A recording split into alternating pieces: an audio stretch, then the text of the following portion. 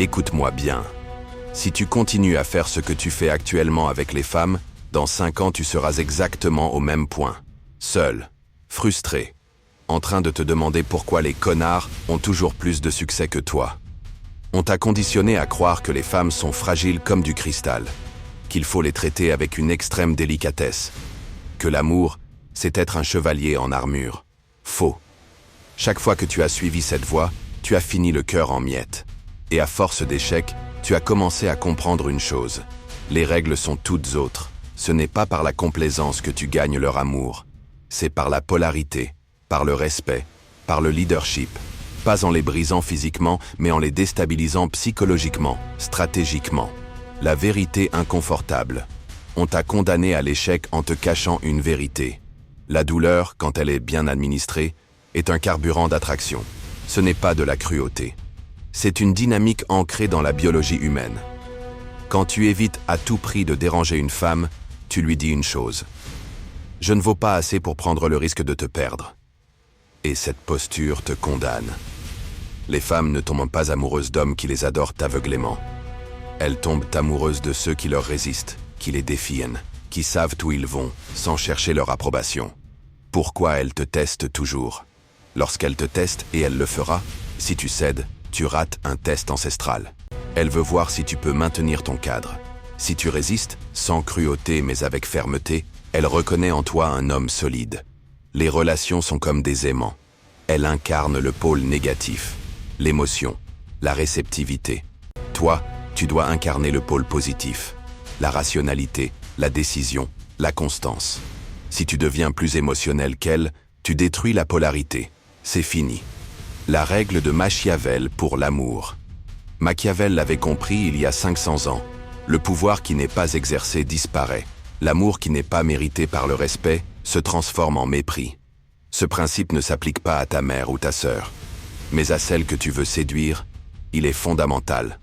Quand tu négocies tes standards, tu perds automatiquement sa considération.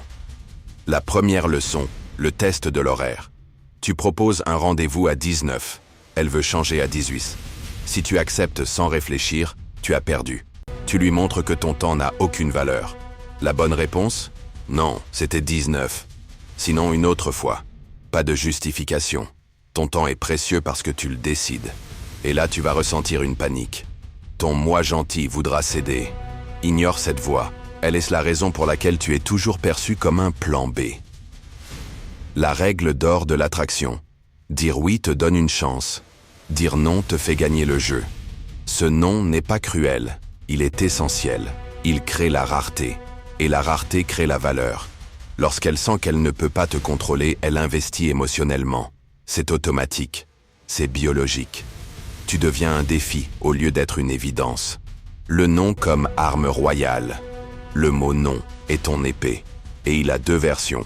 Le non nécessaire, peur, explication, justification. Le non détaché, ferme, silencieux, royal. Les rois ne s'expliquent pas. Et plus tu le fais, plus elle se dit « Cet homme est inébranlable ». Cette perception change tout. Stratégie en situation réelle. Elle veut aller dans une autre direction? Tu décides du chemin. Pas de drame, pas de négociation. Elle refuse une activité, tu y vas seul, pas de supplication. Tu es complet, avec ou sans elle. Elle choisit un plat différent au dîner? Tu fais ton barbecue, sans conflit. Tu vis ta vie. Ces actions ne sont pas des caprices. Elles sont des démonstrations silencieuses de leadership. Et le résultat? Respect. Même dans les larmes, même dans les reproches. Maîtrise de l'argent comme arme psychologique. Ta manière de gérer ton argent parle plus fort que tes mots. 3 types de dépenses. Dépenses transactionnelles. Acheter son amour égale échec total. Dépenses de courtoisie, à condition qu'elle t'ait mérité l'investissement. Dépenses essentielles. Tu invites, tu assumes, mais sans jamais qu'elle le demande. 3 archétypes d'hommes. Le radin, perçu comme mesquin. Échec.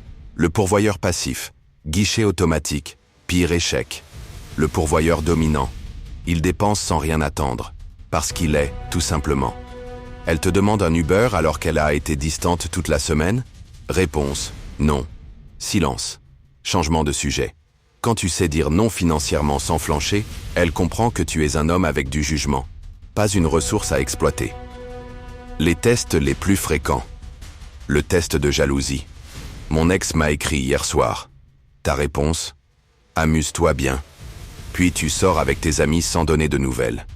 Le test du contrôle. Tes amis sont immatures. Ta réponse? Mes amitiés ne sont pas négociables. Le test de priorité. Moi ou tes potes ce soir? Ta réponse? Tu maintiens tes plans. Elle s'adapte ou elle reste chez elle. L'état d'esprit ultime. Retiens ceci. Plus tu es stratégique, plus elle devient obsédée. Pas parce que tu la manipules, mais parce que tu incarnes un homme rare, un homme de valeur, un homme qui se respecte assez pour ne pas céder. Quand elle comprend qu'elle ne peut pas te acheter avec des larmes, te contrôler avec des caprices ou te manipuler avec du chantage émotionnel, quelque chose de puissant se passe dans son esprit. Elle réalise qu'elle est face à un vrai homme, un homme avec des standards, un homme qui a des options, un homme qui choisit d'être avec elle mais qui n'en a pas besoin pour être heureux. Et cette réalisation déclenche chez elle un mécanisme d'attraction primordial. Elle veut mériter ta présence. Elle veut prouver qu'elle vaut ton investissement. Elle passe de consommatrice à investisseuse dans la relation. Attention, 95% des hommes abandonnent à ce stade. Ils appliquent sans ces techniques pendant 2 semaines, puis craquent au premier test difficile. Ils retournent à leurs vieilles habitudes de gentils garçons et se demandent pourquoi ça ne marche pas. La différence entre les 5% qui réussissent et les autres, la constance. Les winners maintiennent leur cadre même quand elles pleurent, même quand elles menacent de partir, même quand tout leur entourage dit qu'ils sont trop durs. Pourquoi? Parce qu'ils savent une vérité que les autres ignorent. Une femme qui te teste violemment est une femme qui commence à tomber amoureuse. Ces tests deviennent plus intenses parce que l'enjeu émotionnel augmente pour elle. Exemple concret. Qui va te choquer? J'ai un client, Thomas, comptable de 28 ans, timide depuis l'enfance. Avant ma méthode, 3 ans de célibat, friendzoné par 7 femmes consécutives. Après 2 mois d'application rigoureuse de ses principes, 3 femmes qui se disputent son attention. La différence?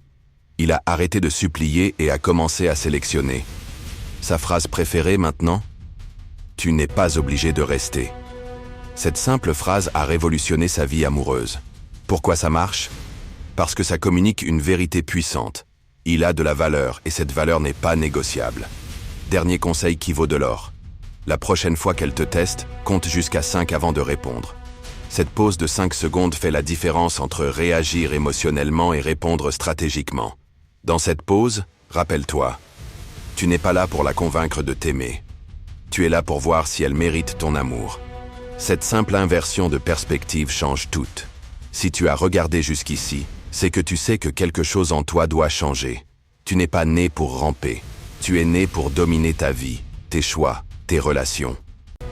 Abonne-toi maintenant si tu veux débloquer le niveau suivant. Partage ce message avec un frère qui a besoin de sortir de la spirale de soumission. Et dans les commentaires, écris la leçon qui a résonné le plus fort pour toi. Tu pourrais bien changer la vie d'un autre homme. On se retrouve très vite. Et souviens-toi, sois le prix, pas le mendiant.